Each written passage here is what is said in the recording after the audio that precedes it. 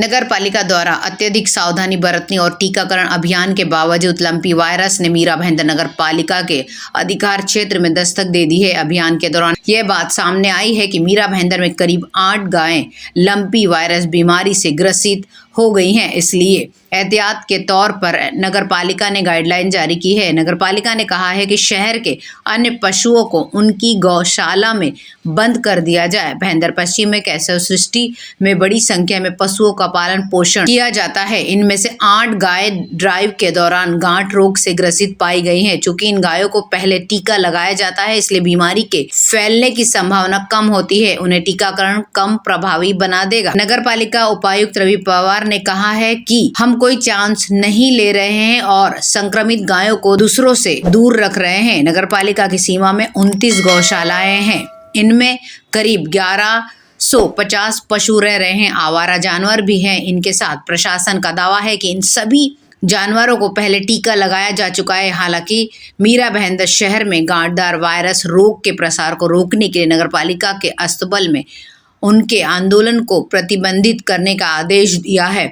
नगर पालिका के पशु चिकित्सा अधिकारी श्री विक्रम निराताले ने संक्रमित गायों की पुष्टि करते हुए कहा है कि मीरा भाईंदर में गांठदार वायरस से संक्रमित गायें हैं, इसलिए नगर पालिका ने अच्छी तरह से इस स्तर पर अन्य जानवरों के सर्वेक्षण और योजना की उपायों का कार्य किया है। नगर पालिका ने सड़कों पर घूमते पाए जाने वाले मवेशियों के खिलाफ कार्रवाई के लिए 8 विशेष दस्ते भी बनाए हैं। वर्तमान में सड़कों पर घूम रहे मवेशी अगर जानवर पकड़े गए तो मालिकों को 1000 रुपये का या 2000 रुपये का जुर्माना भी देना पड़ सकता है। हालांकि अब मालिकों पर पशुओं में संक्रामक और संक्रामक रोगों की रोकथाम और नियंत्रण अधिनियम 2009 की संबंधित धाराओं के तहत भी मामला दर्ज किया जाएगा।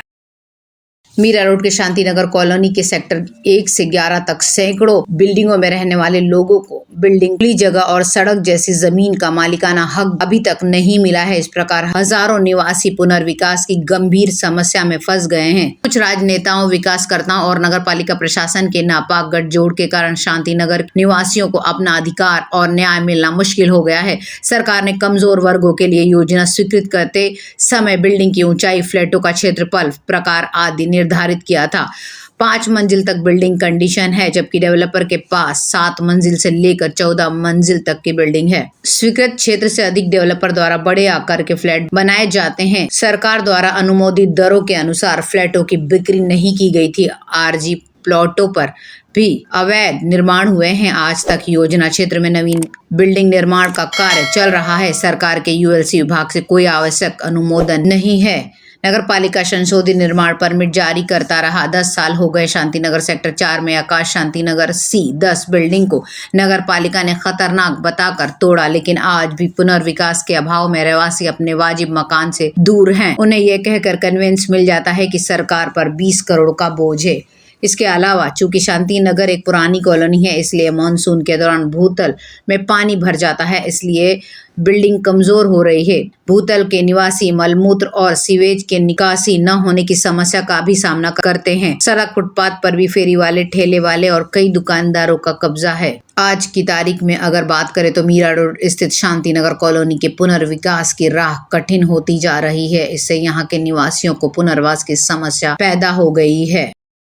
सरकार द्वारा संचालित भारत रत्न स्वर्गीय पंडित भीमसेन जोशी टेम्बा सिविल अस्पताल भाईंदर में स्थित है। वहां पर कॉन्ट्रैक्ट के आधार पर रखे गए लगभग 140 तकनीकी और गैर तकनीकी कर्मचारियों के भुगतान न करने पर सोमवार को हड़ताल पर जाने की धमकी दी है। पिछले 3 महीनों से इनका वेतन नहीं मिला है। हालांकि civil surgeon doctor Zafar Tadvi और अस्पताल पैनल से जुड़े सदस्यों के हस्तक्षेप और आश्वासन के बाद काम रोको कदम वापस ले लिया गया है। डॉक्टर तड़वी ने कहा है कि मैंने इस मुद्दे को देखने के लिए डिप्टी डायरेक्टर और सिविल सर्जन ठाणे सहित अपने उच्च अधिकारियों को लिखा है और मुझे उम्मीद है कि संविदा कर्मचारियों के लंबित भुगतान को जल्द से जल्द जारी किया जाएगा।